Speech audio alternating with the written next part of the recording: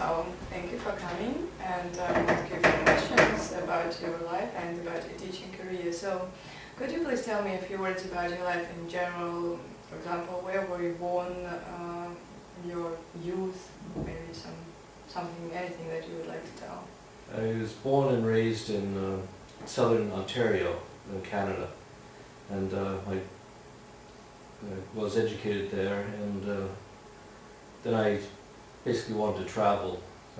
My grandparents were Irish, and I lived in Ireland for many years, and then I traveled around some of Europe and with Israel and some of the Caribbean, all over Canada and things like that. I always liked traveling. Came to Russia about 4 years ago and taught for a year, and I went back, and I did some teaching before I came to Russia and some teaching after, but I found that I'd like to come back and experience more of Russia and teach as well. So you did like Russia more than other countries that you visited? Yeah, I like it as well. I love Ireland. Ah, really? When were you there last time? Just on my way back from Russia, I visited my cousins there, so. But I lived there back in about the 80s. Okay, thank you.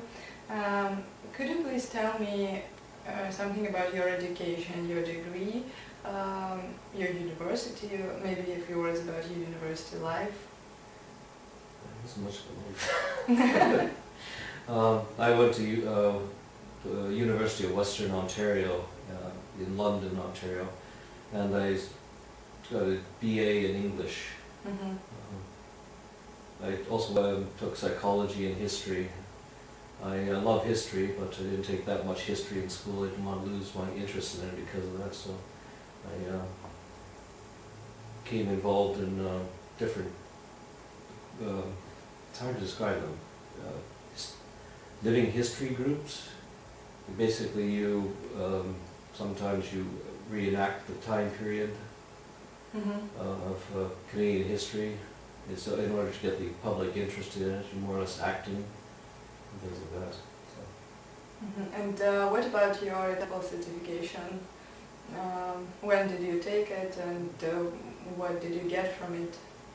I think it was in 2003 I took a TESOL course with the International College of Linguistics. It was based out of Ottawa, but I took it in London. It was about a week-long course, 60 hours or so. I think my real education was the last time I was teaching here. Learned the hard way what they wanted most. I've done some teaching at community college level back home in Canada.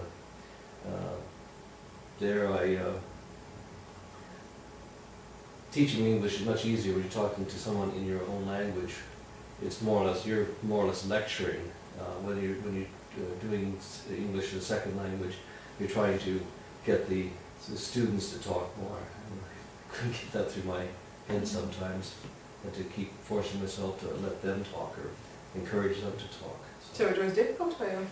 It was difficult to get the idea across, but I tried to make them talk rather than myself. And it doesn't seem very hard because I prefer not to talk that much. Okay, I see. Do you like sports? What is your favorite kind of sport? Hiking. Okay. Hiking. Hiking. Yes, I'm not really much into team sports. I like to ride my bike. So you ride a bike? Well, yes. It's a little bit of dangerous, I think, no? Not really. I find the back roads avoid much of the heavy traffic. I like to get out in the country. I love country, and then find myself a nice woods to go hiking in. I was raised in the country, so I didn't like the city that much. So whenever I get the chance to go out to the country and go for a hike in the woods or something like that, that was where I spent my childhood. I spent more time in the woods than I did anywhere else. So that is interesting. I think just to explore nature and things like that. Do you have any additional skills except your excellent teaching, for example? Do you play some musical instruments, or what can you tell me about this? I don't know whether I can say I play the guitar, I sort of play with it. I had a guitar, I was going to bring it with me, but I had to leave it behind because they only allowed you so much baggage to come along with, so I left that behind, and maybe pick up a guitar somewhere around here and maybe practice it some more. Can you sing? Some people think so.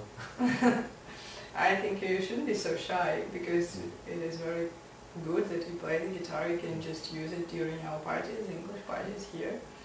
You shouldn't be so shy. Everything is okay. So, I think we already have spoken about your decision to come to Russia. You've been here before, and you like this country, as far as I understand. What is your favorite place in Moscow? Red Square.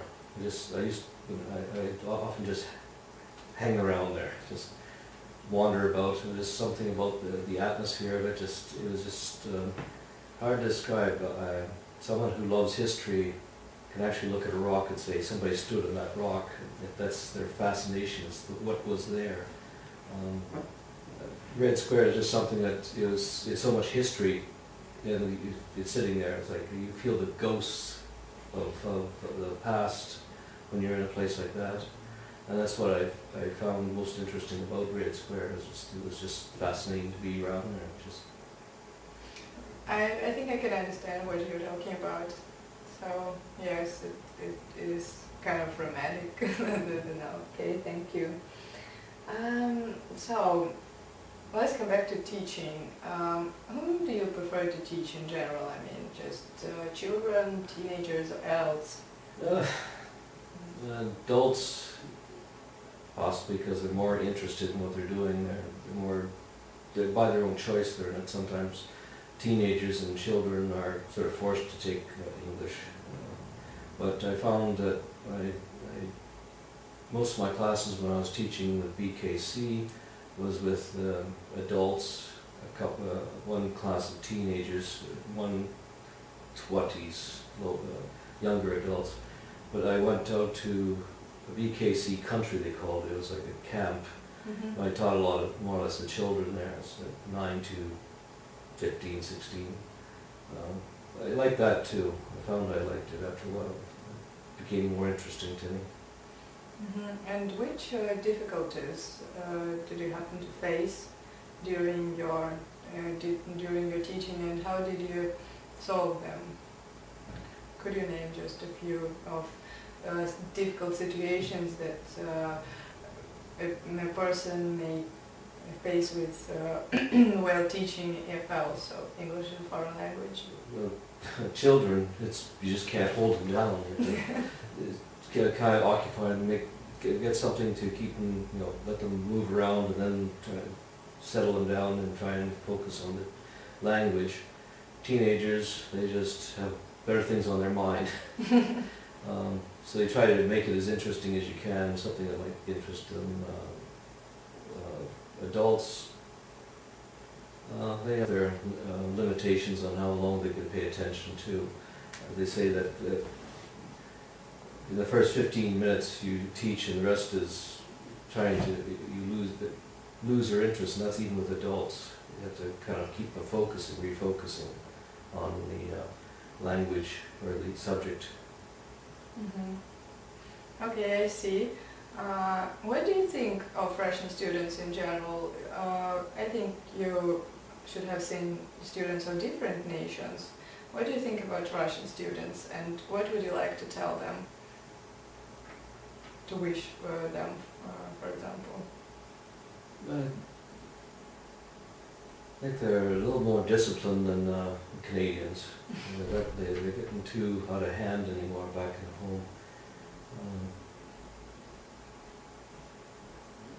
Canada talk back to you sometimes. You don't have that much problem, but sometimes you have trouble focusing their attention. That's the major problem with Russians.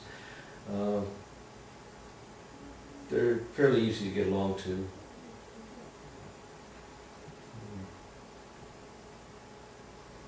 Once they open up, you can get more of a dialogue and more friendly conversation on that. But there's a reserve at first. I think that might be a thing, but that's not that far from Canadians. Canadians are very reserved. Really? Okay, thank you very much for this interview and thank you for your time. So I think that's it. Fine.